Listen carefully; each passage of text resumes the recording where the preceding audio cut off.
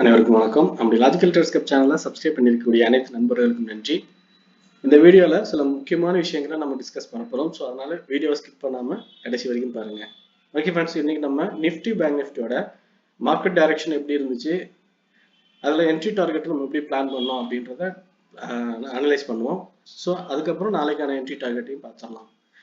So okay friends, ஆனால் இன்னைக்கு நம்ம மார்க்கெட் டைரக்ஷனை பொறுத்த வரைக்கும் டவுன் சைடு அப்படிங்கிற மைண்ட் செட்டில் தான் இருந்தோம். அதனால நம்ம 24,650 பிரேக் அவுட் ஆன உடனே அதுக்கப்புறம் கீழே 550 400 வரைக்குமே டவுன்ல போக பாசிபிலிட்டிஸ் இருக்கு அப்படின்னு நம்ம வெயிட் பண்ணோம்.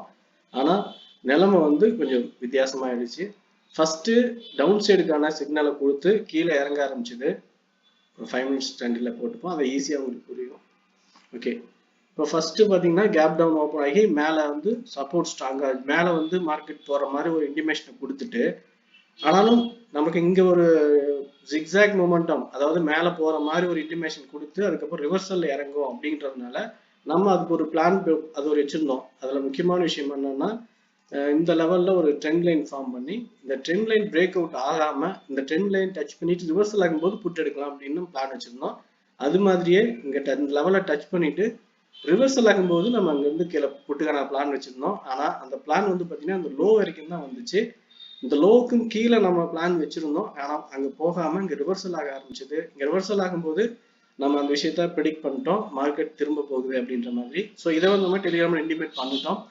24,630 640 அப்படிங்கிற லெவலில் பார்த்தீங்கன்னா பிரேக் அவுட் ஆகுது இந்த லோயர் டைம் ஃப்ரேமோட லெவல். ஸோ அடுத்து இந்த ஹை வரைக்கும் போக சான்ஸ் இருக்கு அப்படின்னு நம்ம பார்த்தோம். ஸோ ஹை போயிட்டு மறுபடியும் ஒரு புல் பேக் வந்ததுக்கு அப்புறம் தான் நமக்கு டைரக்ஷன் பிரேக் அவுட் கிடைச்சது. ஸோ டைரக்ஷன் பிரேக் அவுட்டுக்கு அப்புறம் நம்ம இந்த ட்ரெண்ட் லைன் இன்டிமேஷன்ல மறுபடியும் மார்க்கெட் மேலே போக ஆரம்பிக்குதுன்னு இன்டிமேட் பண்ணிட்டோம். ஸோ இப்போ அங்கிருந்து 24,860 வரைக்கும் இப்போ க்ளோசிங் இருக்கு. இப்போ எந்த இடத்துல நம்ம கொஞ்சம் கன்ஃபியூஸ்ட் ஆயிட்டோம் அப்படின்னா, நான் ப்ரீவியஸ் டேஸ்லேயே நம்ம பார்த்த விஷயங்கள், ஒவ்வொரு நாள்லையுமே ஒரு ரெட் கேண்டில், அதுக்கப்புறம் கிரீன் கேண்டில், அதுக்கப்புறம் ரெட் கேண்டில், ஒரு ஸ்ட்ராங்கான ப்ரெஷர்ஸ், ஒரு நல்ல ஸ்ட்ராங்கான கேண்டிலா கன்ஃபியூஸ் பண்ணிட்டு அதுக்கப்புறம் தான் டைரக்ஷன் போகும். ஸோ இதே டைப் தான் அடுத்த நாளும் நடந்திருக்குது. நல்ல பையிங் ப்ரெஷர் கொடுத்து மேலே இந்த லெவல் வரைக்கும், ஆக்சுவலா பையிங் ப்ரெஷர் லெவல் அப்படிங்கிறது 24,740 இருந்து 860 120 பாயிண்ட்ஸ் மேலே போயிட்டு அதுக்கப்புறம் அதே லெவலில் கீழே இறங்கி மறுபடியும் அதே லெவல் மேலே போய் மறுபடியும் அதை இறங்கி திரும்பவும் கீழே டவுன்ல வந்துச்சு. ஸோ இந்த மாதிரியான ஒரு ஜிக்ஸாக் மொமெண்டமும் வால்டிலிட்டியும் அதிகம் இருக்கிறதுனால ஸோ இங்கேயும் அது நடக்கும் அப்படின்னு நம்ம எதிர்பார்த்தோம். அது மாதிரி கீழே மேலே ஏறிச்சு, அப்படி இங்கே ரிவர்சல் பிளான் பண்ணோம், கீழே இறங்கிச்சு. இறங்கினதுக்கு அப்புறம் மறுபடியும் மேலே போயிட்டு திரும்பவும் கீழே வரும்போது இப்படி ஒரு மொமெண்டம் திரும்பவும் பிரேக் அவுட் டவுன்ல போகும்னு எதிர்பார்த்தோம். ஆனால் அப்படி நடக்கல. இங்க ரிவர்சல் ஆகி மறுபடியும் அப்சைட் பிரேக் அவுட் ஆக ஆரம்பிச்சது. 24,720 அப்படிங்கிற லெவல் பிரேக் அவுட் ஆன உடனே நமக்கு இங்கிருந்து மேலே போறதுக்கான சிக்னல் கிடைச்சது. இந்த லெவல்ல தான் நம்ம கொஞ்சம் கன்ஃபியூஸ் ஆயிட்டோம். அதுல ஒரே ஒரு புட்டு மட்டும் தான் நமக்கு கிளியரா கிடைச்சது. காலை நம்ம 24,720 பிரேக் அவுட் ஆகிற வரைக்கும் கன்ஃபர்மேஷன் எடுக்கல. நம்ம இங்கேயே மார்க்கெட் டைரக்ஷன் மாற போகுது அப்படின்னு இன்டிமேட் பண்ணிட்டோம். ஆனாலும் மாறுறது அப்படிங்கிறதை விட இங்கிருந்து கன்ஃபர்மேஷனோட மேலே போகிறது அப்படிங்கிறது 24,720 தான் நமக்கு கிடைச்சது. ஸோ அதுக்கப்புறம் தான் நம்ம பிளான் பண்ணோம். அங்கிருந்து ஒரு 60 to 70 பாயிண்ட்ஸ் நமக்கு டார்கெட் கிடைச்சது. ஸோ ஓகே ஃப்ரெண்ட்ஸ், பேங்க் நிஃப்டியில நம்ம இந்த மாதிரிலாம் பார்த்துருக்கோம். ஸோ பேங்க் நிஃப்டியில இது எப்படி நடந்திருக்கு அப்படிங்கிறது ஒரு அவுட்லைனாக பார்த்துருக்கோம். பேங்க் நிஃப்டி அது பார்த்தீங்கன்னா மேபி அது டவுனு கிட்டத்தட்ட சேம் சினாரியோ தான்.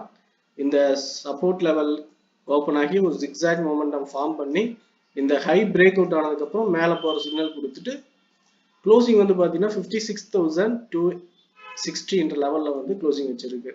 ஸோ இப்போ இங்கேயும் பார்த்தீங்க அப்படின்னா டைரக்ஷன் லெவல் அப்படிங்கிறது டவுன்ல இப்படி தான் வந்துட்டு இருந்திருக்கு. இப்போதான் இந்த டைரக்ஷன்ல கொஞ்சம் சேஞ்ச் ஆக ஆரம்பிச்சிருக்கு. ஸோ ஹையர் டைம் ஃப்ரேமோட கன்ஃபர்மேஷன் எடுத்து நம்ம மேலே போகணும் அப்படின்னு நினைச்சா இந்த லெவல் ஹை ஆக்சுவலா 56,300 அப்படிங்கிற லெவல் பிரேக் அவுட் ஆகி 600 வரைக்கும் மேலே போயிட்டு அதுக்கப்புறம் கரெக்ஷன் அகைன் இந்த 600 பிரேக் அவுட் ஆனால் மட்டும்தான் மார்க்கெட் டைரக்ஷன் மேலே அப்படின்னு நம்ம பிளான் பண்ணோம். அப்படி இல்லைன்னா இந்த ரிவர்சல் லெவலில் டச் பண்ணிட்டு கீழே கண்டினியூவும் கீழே போகலாம், இல்லைன்னா ரேஞ்சும் அப்படியும் மாறலாம். ஸோ ரெண்டு மாதிரியான பாசிபிலிட்டிஸ் இங்கே இருக்கு. ஸோ இந்த விஷயங்களை நம்ம எப்படி ஃபாலோ பண்ணலாம் அப்படின்னா, இந்த ரெசிஸ்டன்ட் வரைக்குமே நம்ம டார்கெட்டை பிளான் பண்ணலாம். 56,600 அப்படிங்கிற லெவல் வரைக்கும் சப்போர்ட் எடுத்து மேலே போகும்போது பிளான் பண்ணலாம். இல்லை ரிவர்சல் இறங்குது, ரிவர்சல் அப்படின்னா மேலே இங்கிருந்தே மார்க்கெட் ஓப்பன் ஆகி திரும்புது அப்படின்னா அங்கிருந்து கீழே 56,250, ஸோ கிட்டத்தட்ட 250 பாயிண்ட்ஸ் வந்து டவுன்ல வந்து பிளான் வச்சுட்டு இங்க லெவல்ல என்ன மாதிரியான டைரக்ஷன் கன்ஃபர்மேஷன் கிடைக்குதுன்னு பார்த்துட்டு மறுபடியும் மேலே போறதுக்கு பிளானோ அல்லது கீழே இறங்குறதுக்கான பிளானோ நம்ம ஃபாலோ பண்ணலாம். ஸோ அப்படி இல்லாம கேப் டவுன் ஓப்பன் ஆகுதுன்னா 56,000 அப்படிங்கிற லெவல்ல வந்து சப்போர்ட் எடுத்து மேலே போகும்போது கால் எடுத்து இதனுடைய ஸ்விங் லோவர் ஸ்டாப் லாஸ் வச்சு 500 பாயிண்ட்ஸ் வரைக்கும் மேலே டார்கெட் பிளான் பண்ணலாம். அதுக்கப்புறம் இந்த லெவல் பிரேக் அவுட் ஆகுதா இல்லையான்னு பார்த்துட்டு அடுத்த டைரக்ஷன் பிளான் பண்ணிக்கலாம்.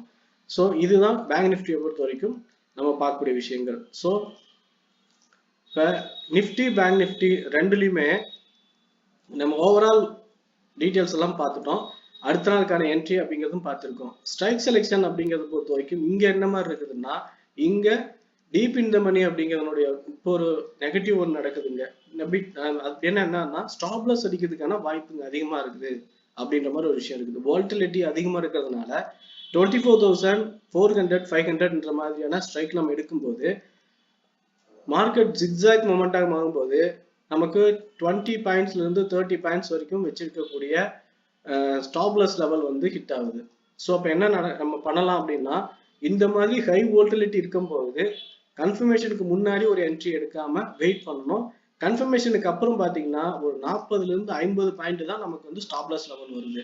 ஸோ அப்படி வந்தாலும் பரவாயில்ல, நீங்க வச்சீங்கன்னா ரேஷியோ ஈஸியா கிடைக்குது டீப் இந்த மணில எடுக்கும்போது. அப்படி இல்லைன்னா நம்ம ஓடிஎம் எடுத்துக்கலாம், இல்லைன்னா இந்த மணி எடுத்துக்கணும். இந்த மணி எடுத்துக்கிட்டீங்க அப்படின்னு சொன்னா ஸ்டாப் லாஸ் லெவல் பார்த்தீங்கன்னா ஹிட் ஆகிட்டு போறதுக்கான ஆப்பர்ச்சுனிட்டிஸ் குறைவா இருக்கு. ஏன்னா வால்டிலிட்டி அதிகமா இருந்தாலும் கீழே இறங்கி மேலே போகிற அந்த ரேஷியோ படி பார்க்கும்போது இங்க 40 பாயிண்ட் ஜிக்ஸாக் மொமெண்டம் ஆகுதுன்னா இங்க 20 பாயிண்ட்ஸ், இந்த 20 பாயிண்ட்ஸே வந்து ஸ்டாப் லாஸ் ஹிட் ஆகிட்டு மேலே கீழே ஏறி இறங்குது. ஆனா இந்த ஓடிஎம்ல எடுக்கும்போது ஓடிஎம்ல 20 பாயிண்ட்ஸ் அப்படிங்கிறது ஸ்டாப் லாஸ் ஹிட் ஆகாம அங்க வந்து பாத்தீங்கன்னா ஒரு 15 பாயிண்ட்ஸ் 10 பாயிண்ட்ஸ் இவ்வளவுதான் மேலே கீழே ஏறி இறங்கும். அதுக்கப்புறம் பாத்தீங்கன்னா கீழே வந்து ஸ்டாப் லாஸ் வரைக்கும், அதாவது 20ல இருந்து 30 பாயிண்ட்ஸ்க்கான ஸ்டாப் லாஸ் ஹிட் ஆகிறதுக்கான ஆப்பர்ச்சுனிட்டிஸ் ரொம்ப கம்மி.